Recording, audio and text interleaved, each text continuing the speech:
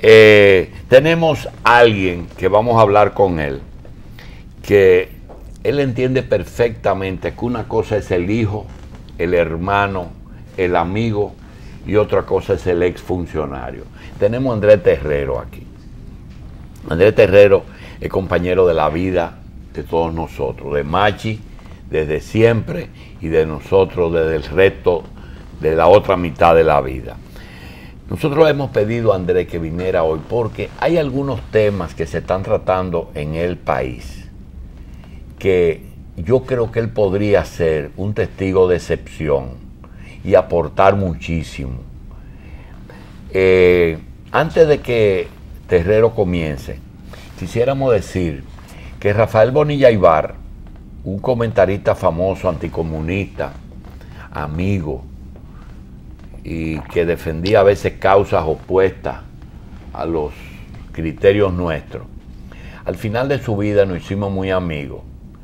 Y yo le decía, pero ven acá, Rafaelito, ¿por qué tú estás bravo con alguien que te ha ayudado tanto y que te financió tu enfermedad y le pagó todo, que fue a Rafaelito Perelló? Rafaelito Perelló cuidó, le pagó, protegió a Rafaelito Bonilla. ¿Por qué tú estás bravo? Me dice, porque el agradecimiento no es eterno. Pero ese no es el único ejemplo que tenemos. El presidente Fernández era partidario de la creación del Tribunal Constitucional, y en el momento que iba a someter la reforma constitucional que creaba ese organismo, quiso edificar al país sobre la necesidad de que funcione el Tribunal Constitucional y que además el Congreso y el país lo aceptara como uno de los países que tiene esa modalidad. Para ello, invitó personas, famosos profesores franceses. Yo recuerdo hasta el apellido, porque sonaba igual que el Banco Intercontinental. El profesor francés que invitó el presidente Fernández se llamaba el profesor Badinter, con D. Tenía una D antes de la I, Badinter. Y ese señor dio una conferencia en Palacio, y fueron todos los sectores, prensa, jueces y todo. Y dijo algo que me llamó mucho la atención. Le dijo a los presentes, con la elección de los jueces, ustedes tienen que entender que hay un procedimiento que son los políticos los que crean el Tribunal Constitucional. Son los legisladores los que crean el Tribunal Constitucional. Son los políticos y a veces son los presidentes, como en el Estados Unidos, quien pone los jueces de la Suprema o quien los juramenta o algo, es el presidente de la República y lo somete. Elige una terna. ¿Verdad? Hay una terna. La Cámara de Cuentas de aquí la sometían por terna, o la someten por terna, y quien la somete es el Poder Ejecutivo.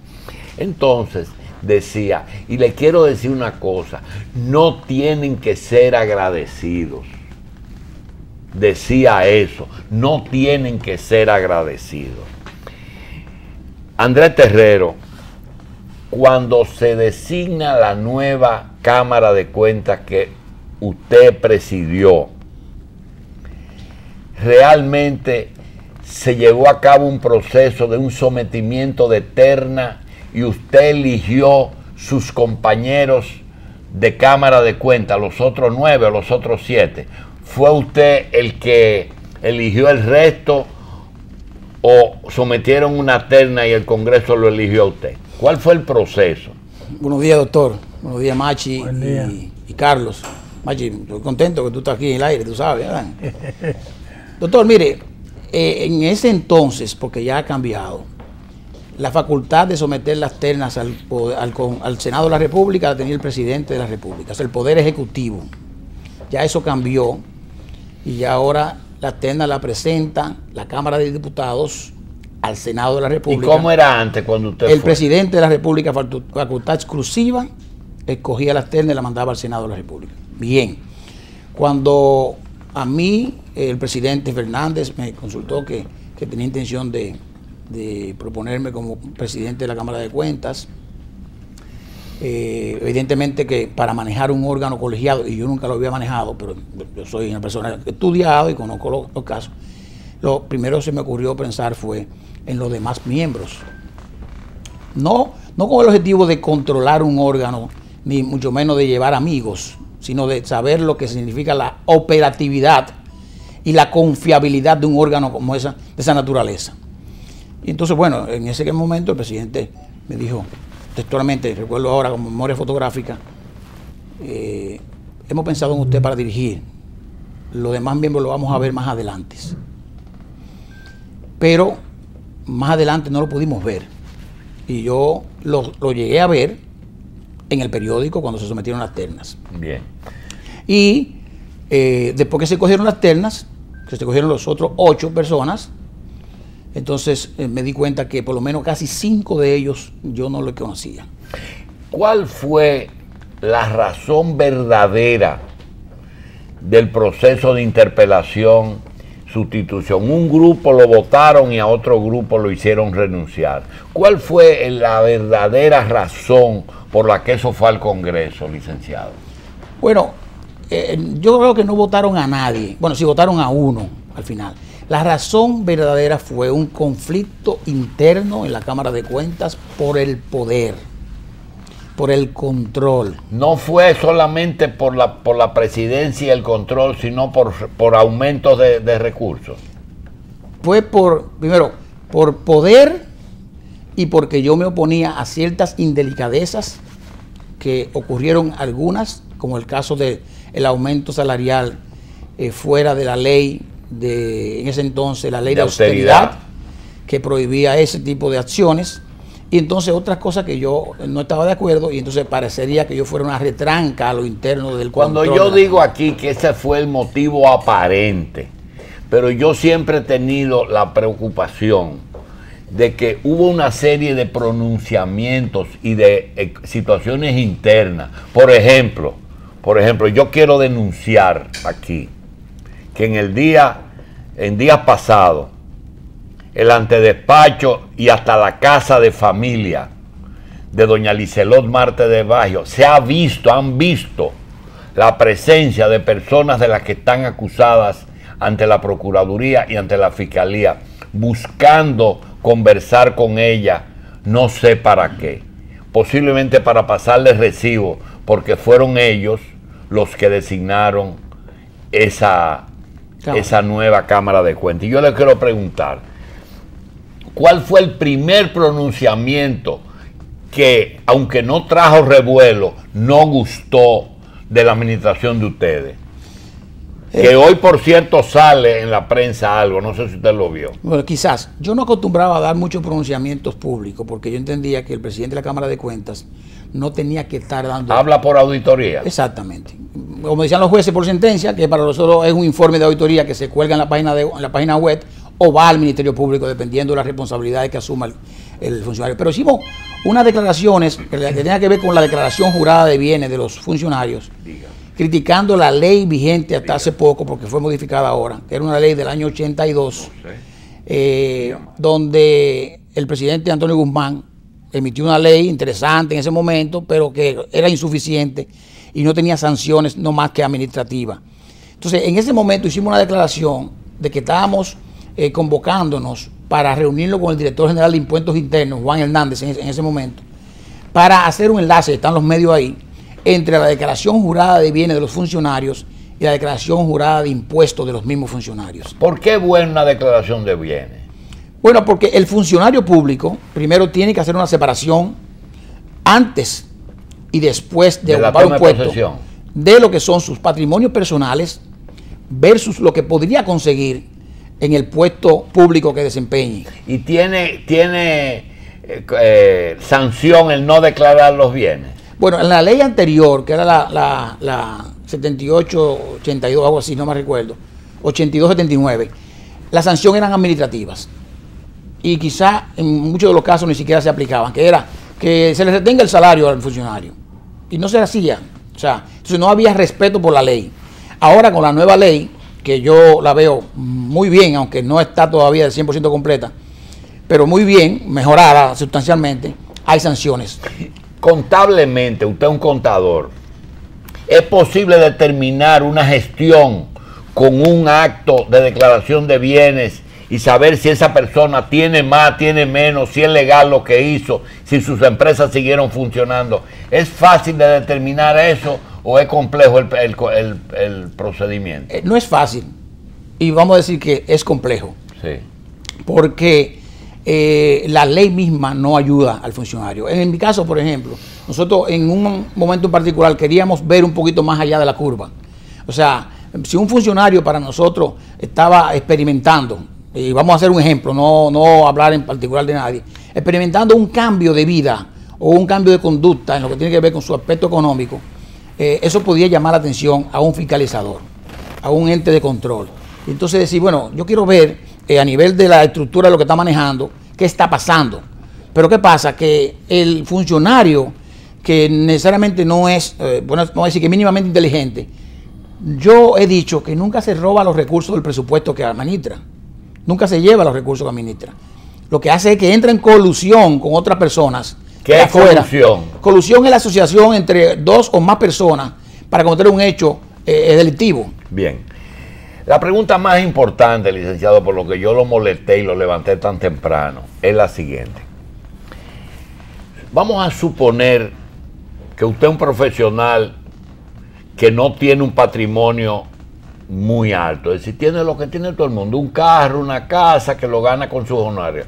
Y de buena primera viene un gobierno amigo que te dice, licenciado, usted me va a hacer todas las auditorías externas de la Contraloría. Vamos a suponer, no sé si eso se usa, pero usted me va a hacer las auditorías.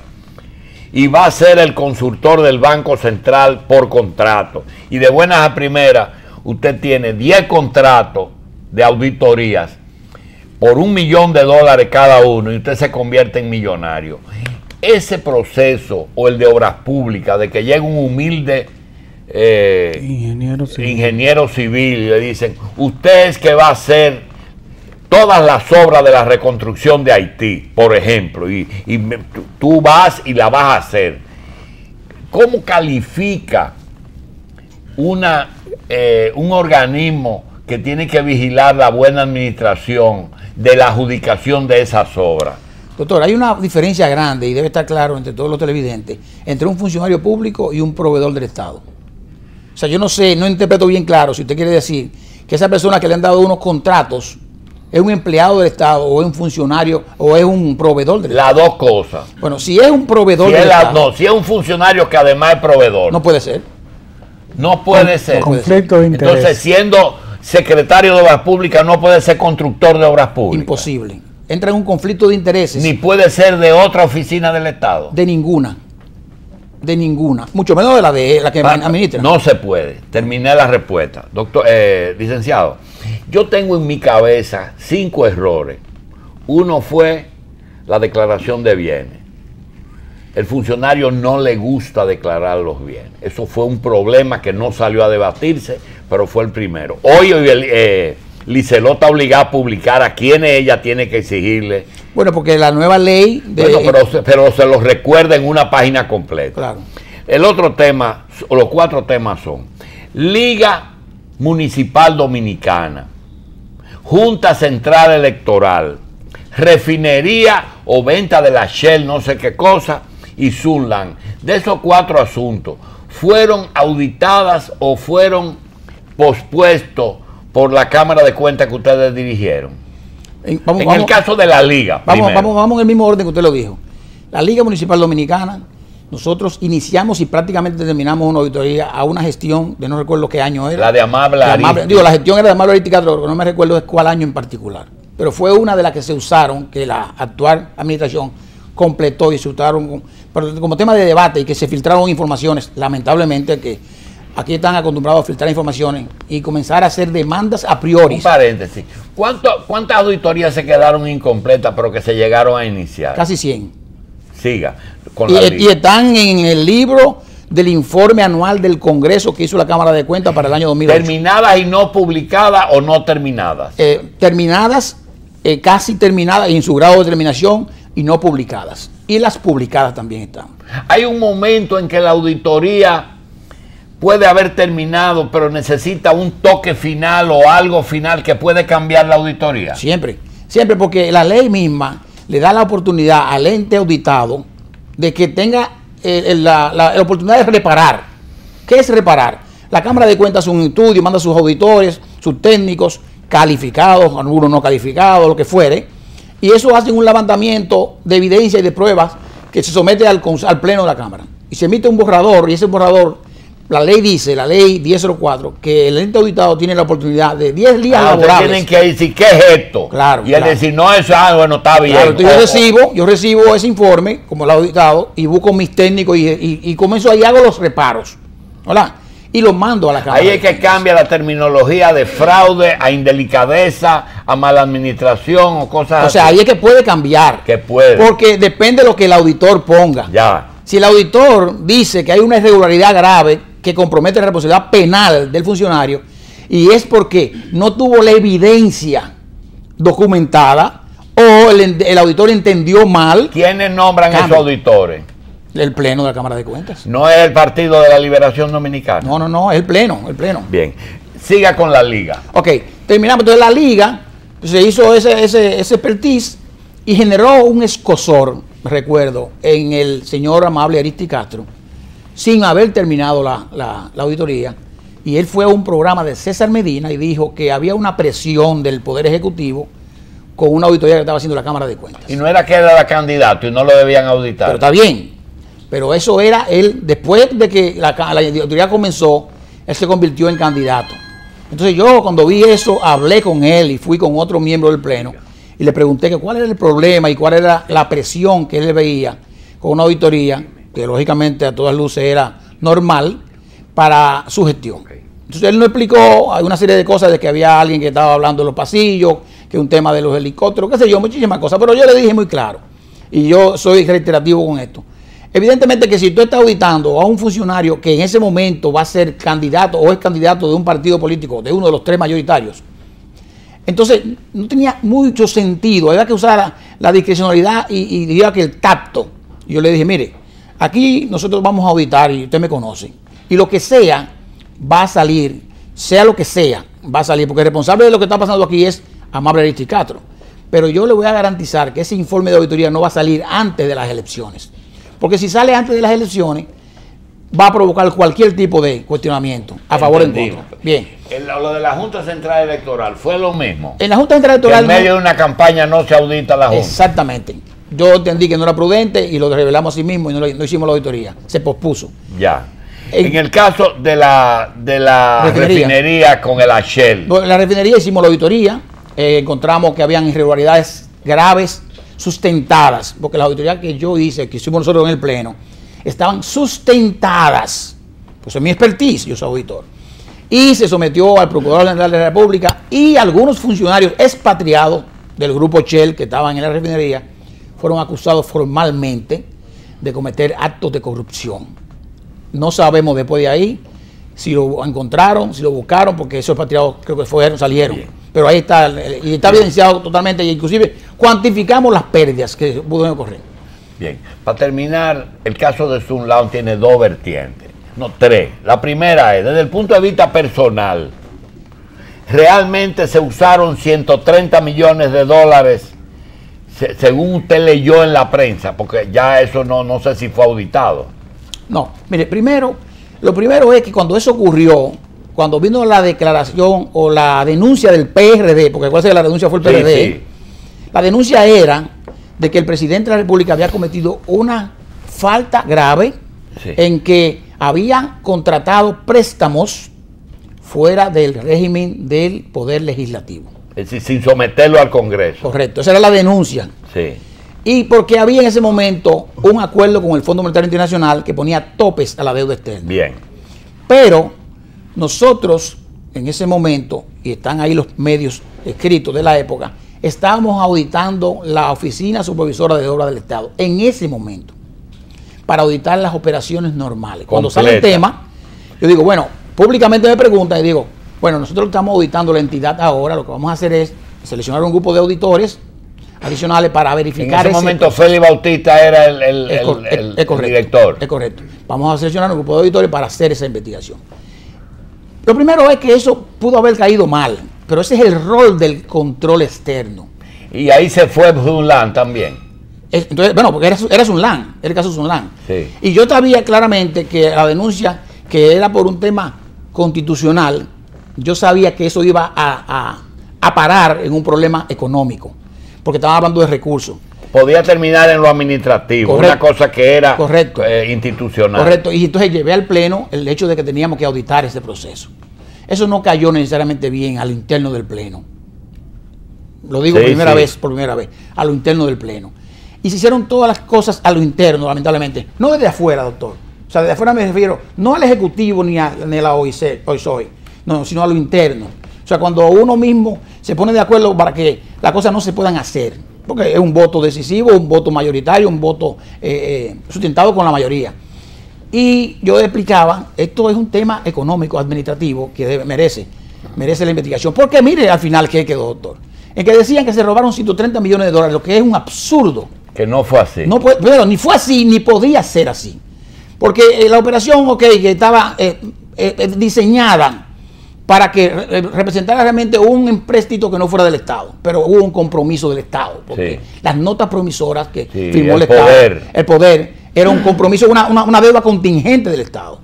Pero eso era un problema de una dispensa congresional. ¿Y cómo se podía resolver eso? Bueno, pedir una dispensa congresional o pedirle a alguien y presentar. Y no se podía someter tardíamente porque no fueron 130. Pero claro que, ¿En cuánto se quedaron? Eran 67 al final. Exacto. Pero al final, lógicamente, lo que merecía era una dispensa del Congreso y al Fondo Monetario, porque tenía un acuerdo amarrado para que eso se sometiera como un préstamo. Pero lógicamente, las obras estaban ahí. Nosotros pudimos revisar algunas obras, no editamos realmente el contrato. Y déjeme decirle, doctor, que cumplimos el rol. Y ahí está Félix Bautista. Nosotros lo llamamos Félix Bautista a la Cámara de Cuentas. ¿A ustedes le dieron su oportunidad? Sí, señor. Lo llamamos a él y él fue allá y expuso y presentó documentación que era la base que nosotros íbamos a hacer para hacer la auditoría. Licenciado, yo tengo una percepción, yo quiero que usted me corrija. Yo creo que lo de las pugnas entre miembros por el poder en la Cámara de Cuentas era cierto. Ustedes se estaban matando entre sí y a usted le entraron porque querían manejar la presidencia. Y había además una brecha generacional muy profunda. Muy grande, era muy joven frente a los otros. Y la otra cosa es, yo tengo la percepción de que fue Sunlan, esa actuación, lo que produjo que los estamentos que designaban y que tenían que ver con el Congreso y con el Poder Ejecutivo, esa gente hay que aprovechar ese lío para votarlo. Yo estoy equivocado. Yo creo que usted puede estar en lo correcto. Yo no pude llegar a la conclusión de que eso ocurrió, pero algo ocurrió. Porque el sonido, o sea, el ruido que generó un problema a lo interno de la Cámara de Cuentas, sustentado, documentado oportunamente a las autoridades competentes. Bien. No a los medios, a las autoridades competentes. Generó un problema mayor a nivel nacional. Que no tenía sentido. Inclusive después de que fuimos al juicio político.